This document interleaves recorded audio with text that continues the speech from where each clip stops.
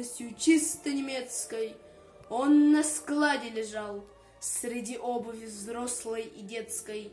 Его номер по книге 3209.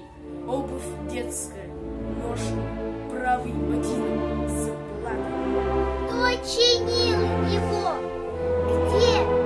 В Мелитополе, в Кракове, в Вене? Кто носил его?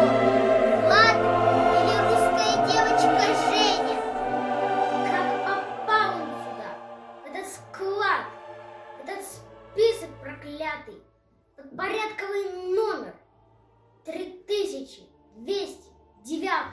Неужели другой не нашлось в целом мире дороги, кроме той, по которой пришли эти детские ноги, в это страшное место, где вешали, жгли и пытали, а потом хладнокровно одежду убитых считали?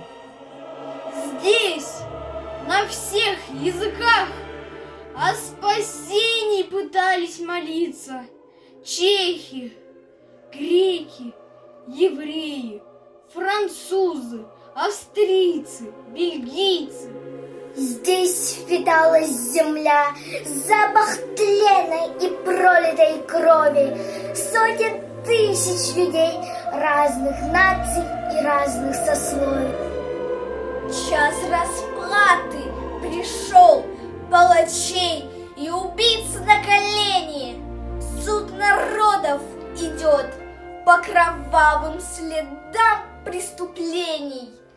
Среди сотен улик это детский ботинок заплатой, снятый Гитлером с жертвы 3209.